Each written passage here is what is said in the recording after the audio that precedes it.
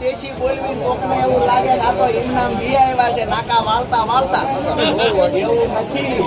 નાકા વાળા ખાતર નાખ્યું, સકડો હાઈકો, પિકઅપ હાઈક્યું, ટ્રેક્ટર હાઈક્યું, આ બધું કર્યા પછી આખા ગુજરાતનો એકો ભટ્ટનો દીકરો ભાજપનો મંત્રી હોય, ધારાસભ્ય હોય, ચર્ચા કરવા આવે. જ્યાં હાથ નાખવો હોય અહીંયા નાખો. કપા તમને ગરમ લાગતો હોય, ભેજવાળો લાગતો હોય, બહાર ખબર ન પડતી હોય તો મોઢું અંદર ભરાવી. હરરાજી થઈ ગયા પછી લોચો કરતા નહીં. આપણી વાત એ હતી કે તમે નવી સિસ્ટમ ચાલુ કરી, કરદો નહીં કરી, એ કપા પાછો મોકલશું.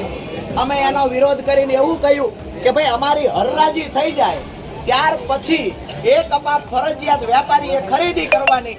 હરરાજી થઈ જાય એમાંથી 1 રૂપિયો ઓછો અમે નહીં લઈએ. આમાં આપણું ખોટું શું હતું દોસ્તો? તો વેપારીઓ દ્વારા નક્કી કરવામાં આવ્યું કે કરદો કરવા નહીં દો તો અમે ખરીદી નહીં કરીએ, હડતાલ પર ઉતરશું.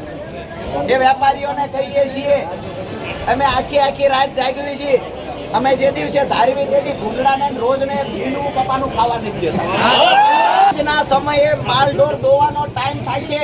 મને એવું લાગતું હતું કે સાંજના સમયે થોડી સંખ્યા ઓછી થશે, પણ થોડી સંખ્યા ઓછી થવાની બદલે વધવાની ચાલુ થઈ.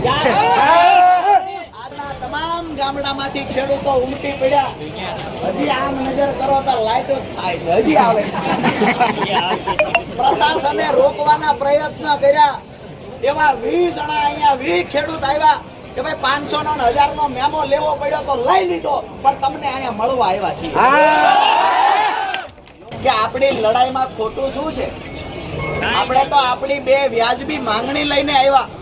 અમારા છોકરાઓને હારા લુગડા તહેવારના નથી પહેરાવતા, તમે એવી રીતે લઈ જઈશો અમારી પાસેથી. આપ સૌ આવી રીતે મજબૂતાઈથી લડાઈ લડવાની તૈયારી કરી નાખજો દોસ્તો.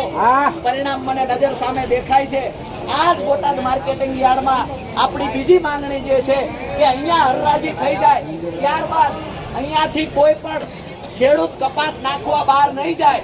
જ્યાં લઈ જાવ અહીંયા જીનના સત્તાધીશો વેપારીઓ લઈ જાય. આપણી વાત વ્યાજબી છે? યાર્ડમાં આવું જ હોય છે તો અહીંયા શા માટે નવા રિવાજો?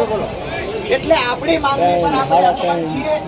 તમામને એક હાથ જોડીને બીજી વિનંતી કરું નાના ભાઈ તરીકે કે તમામ મોરચે લડી લેવાની આપણી તૈયારી છે. આપણે પણ માત્ર ભાજપના નેતાની જેમ અંગૂઠા સાફ નેતા નથી. મને એવું લાગ્યું કે આંદોલનોમાં હજી કાંઈક ઘટે છે તો વકીલનું ભણવાનું બાકી હતું તો વકીલનું ભણીએ.